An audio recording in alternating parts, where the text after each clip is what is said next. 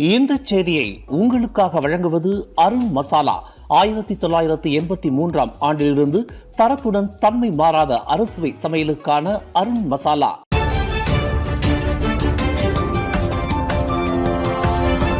வணக்கம். திசைகளின் ஒரு மணி செய்திகள். தைப்பூச திருநாள் தன்னம்பிக்கையோடு தியாகத்தின் அடையாளம். பிரதமர் டத்தோஸ்ரீ அன்வாரின் வாழ்த்து செய்தி. தைப்பூச திருநாள் என்பது சமய விழாவாக மட்டுமல்லாமல் இந்துக்கள் தங்கள் வாழ்க்கையின் சவால்களை எதிர்கொள்வதற்கான உறுதியும் தன்னம்பிக்கையோடு தியாகத்தின் அடையாளமாகவும் திகழ்கிறது என்று பிரதமர் டத்தோஸ்ரீ அன்வார் இப்ராஹிம் தைப்பூச விழா வாழ்த்து செய்தியில் தெரிவித்துள்ளார்.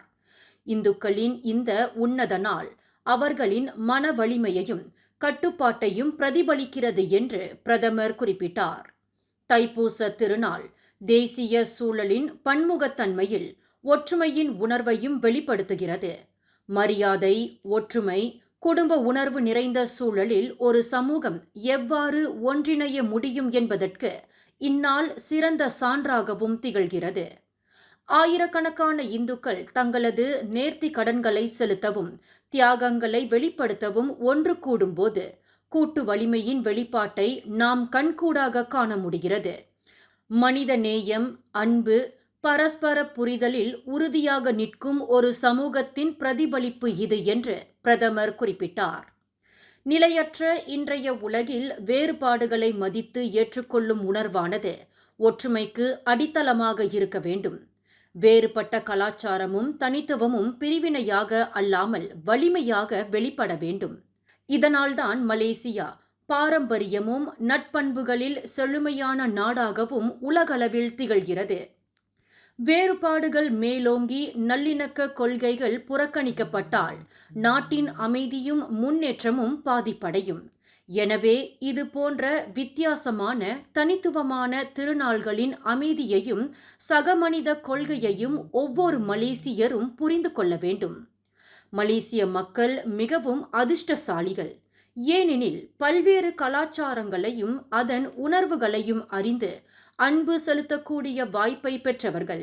ஆகவே ஒற்றுமையின் உணர்வை வளர்த்து மலேசியர்களின் பன்முகத்தன்மையை போற்றி அன்பை வலுப்படுத்த வேண்டும்.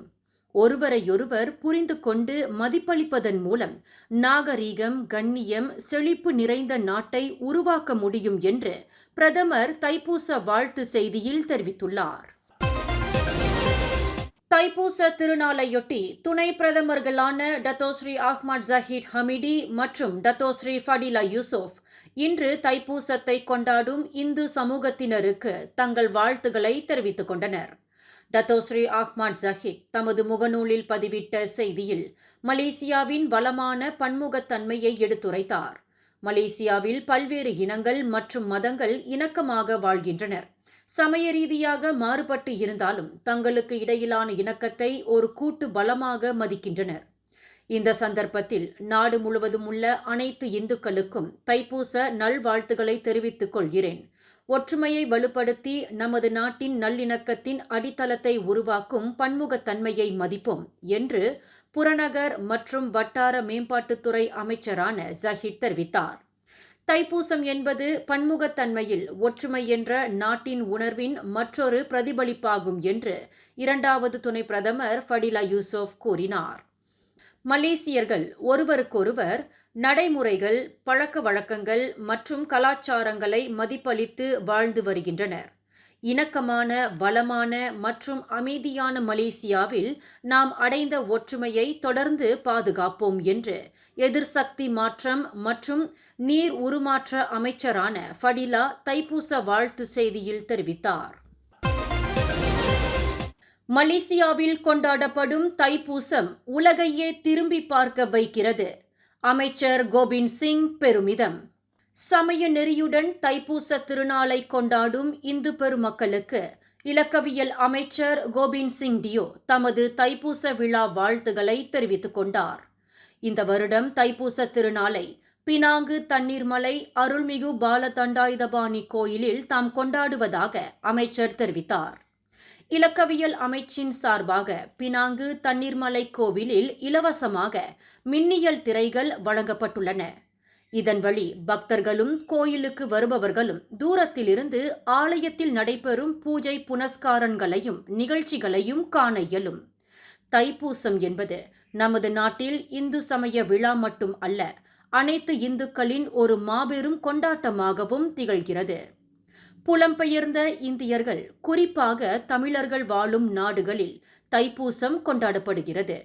சிங்கப்பூர், மியான்மர், அமெரிக்கா, இந்தோனேசியா, தென் ஆப்பிரிக்கா, செஷல்ஸ், ரியூனியன், மொரிஷஸ் என பல நாடுகளில் கொண்டாடப்பட்டாலும் மலேசியாவில் கொண்டாடப்படும் தைப்பூச திருவிழாதான் உலக பிரசித்தி பெற்றதாக விளங்குகிறது. மலேசியா என்ற ஒரு தனி நாட்டில் நடைபெறும் சமய விழாவை உலகம் கண்டு வியக்கவும் ரசிக்கவும் துணை புரிவது இலக்கவியல் தகவல் தொழில்நுட்பம்தான். தைப்பூச நன்னாளில் கோவிலுக்கு சென்று தரிசிக்க இயலாதவர்கள் நாட்டிலுள்ள இலக்கவியல் கட்டமைப்பு தொழில்நுட்பத்தின் துணையால் இருந்த இடத்திலேயே ஆலய தரிசனத்தை கண்டு மகிழலாம்.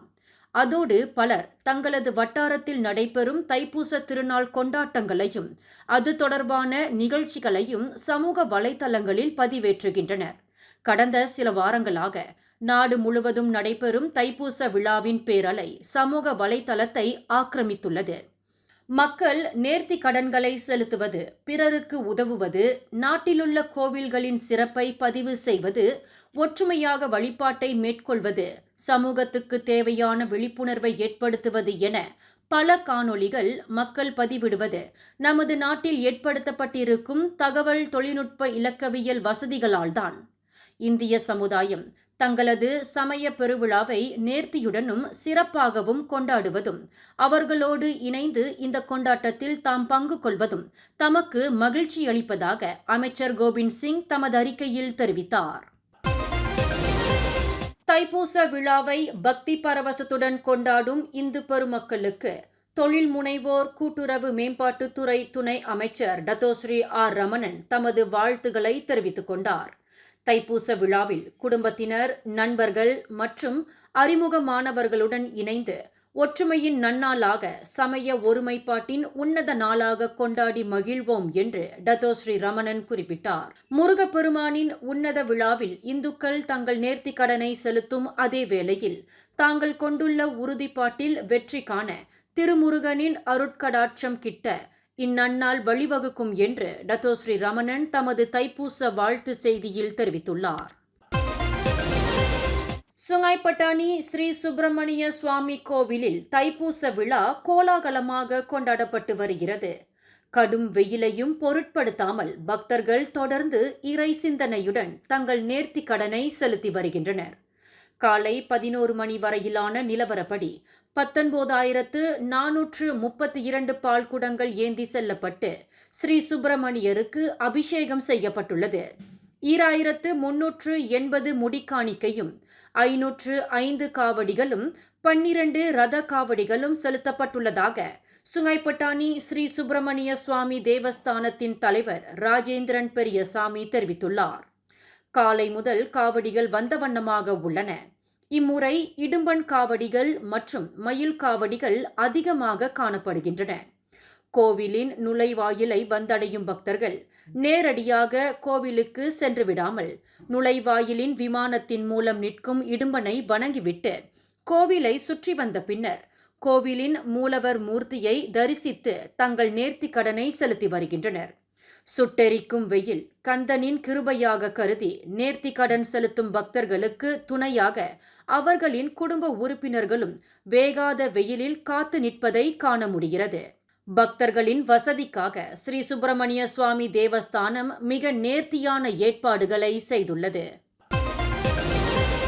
தைப்பூச திருநாளை முன்னிட்டு ஸ்லாங்கூர் மாநிலத்தில் உள்ள 61 ஆலயங்களுக்கு ஸ்லாங்கூர் மாநில அரசு 5,61,000 ரிங்கிட்டை பகிர்ந்து அளித்துள்ளது. நேற்றிரவு பத்துமலை திருத்தலத்தில் நடைபெற்ற வைபவத்தில் ஸ்லாங்கூர் மாநில ஆட்சிக்குழு உறுப்பினர் பாப்பா ராய்டு இதனை தெரிவித்தார். பத்துமலை தைப்பூச விழாவையொட்டி முதல் நாள் இரவு ஸ்லாங்கூர் மாநிலத்தில் உள்ள ஆலயங்களுக்கு மானியம் வழங்கும் நிகழ்வை மாநில அரசு ஒரு முக்கிய நிகழ்வாக கொண்டுள்ளது.